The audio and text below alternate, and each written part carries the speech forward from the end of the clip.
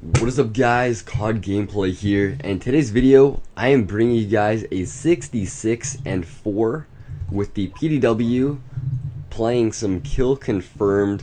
And basically for the last couple hours I've been playing and trying to go for my choose my class series, and I swear you guys chose like the worst classes for me to use, and you guys probably did that on purpose. You all tried trolling me, and so for about an hour and a half I tried going with nothing at all in my pick 10, and I think the best game that I got was like a 36 and like 9, and I was like, that's not very good. And then I'm like, you know what, I'm gonna try one of the ones. Another high rated one was the B23R and no primary, and I tried that. I think I ended up going 48 and 9 as well, and I was like, oh, should I upload them? I'm not sure. But then I was like, hey, you know what, I'm gonna play one game of actually trying to go for a legit gameplay. And this is the one game that I played that I actually went for a legit gameplay using a class that I have set up for gameplays. And the strategy in this is I have either lightweight or hardline, depending on what mood I feel in. And then I have Ghost always with Perk 1 Greed. And then I have Scavenger always because it's a must. If you don't have Scavenger and you're going for high kill streaks, you're going to be running out of ammo. It's going to be really, really hard.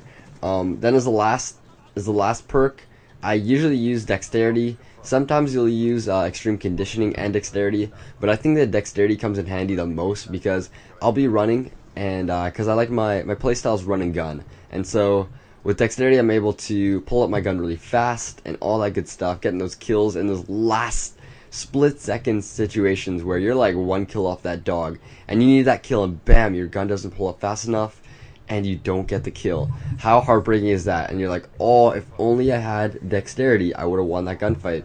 And so that's how I like to set up my classes. Like, set them up so I can use the perks the most. And so for that reason, I never use Cold-Blooded because I think it's absolutely pointless. Hardwired, I don't even think I've ever used once as well. I basically have the same perks in every single class, and it doesn't really matter if it's an assault rifle, if it's an SMG, even if it's a light machine gun. It really doesn't change much for my perks. I basically have the best perks set up, and I think that it's probably the best setup that you can ride while relating to perks.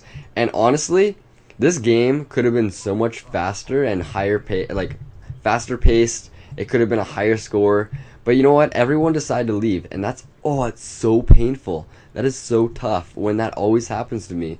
Whenever I have a good gameplay going, everyone decides to leave. And you know what happens then?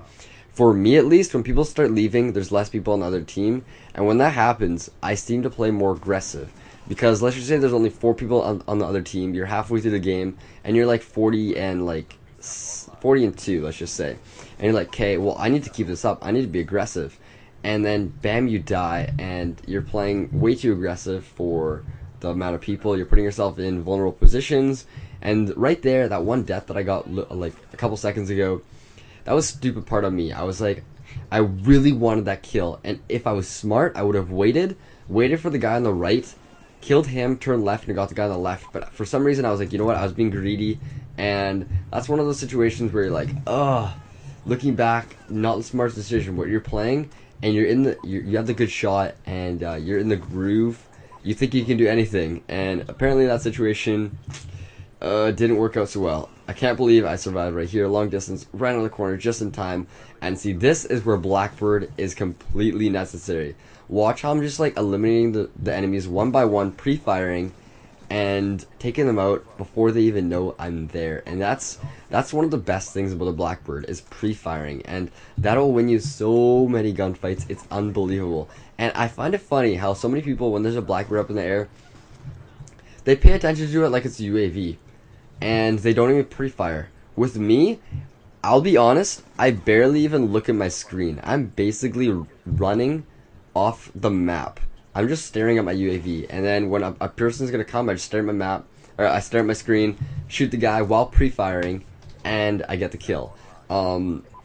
You'd be surprised of how much my eyes are actually looking at the map.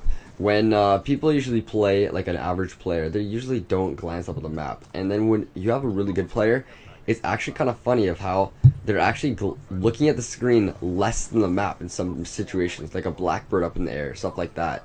And that is why a counter UAV is oh so powerful in this game. If you're up against a strong team and people that know how to play, a counter UAV will shut them down like crazy. Trust me, I hate counter UAVs because I think that I'm a pretty solid player. If I try, I can go consistently well with get a swarm every game if I want, and with a counter UAV, I don't know where they're spawning, and if you don't know where they're spawning, you can't put yourself in a good situation and good position so you won't die. And because there'll be lots of spots where you can basically one-man spawn trap like a certain area where you know they're gonna spawn and come out of like a certain area, and you put yourself there because you know they're spawning that location. If the counter UAV is up, you have no clue. You have to go all off of instinct, look across the map, see where a team is, and you don't even know where everyone is. The counter UAV, if you really want to be a team player, trust me, use it. It isn't the best for getting next kill streaks, but if you're not the greatest player and you want to help out your team, counter UAV I think is one of the best things that you can go. I think in some situations it's even better than a UAV, because a UAV can be countered by Ghost, and what can be a counter UAV be countered by? It's pretty good. No one usually, I think it's countered by one perk, hardwired, but no one goes for it. It's pretty worthless.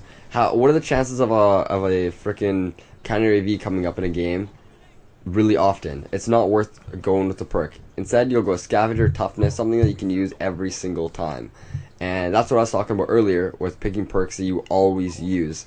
And so, my suggestion for you guys, try this setup. On your SMG, go with lightweight and hardline, and then you go scavenger and dexterity. And if you're not the greatest player, don't go with scavenger. Go with toughness.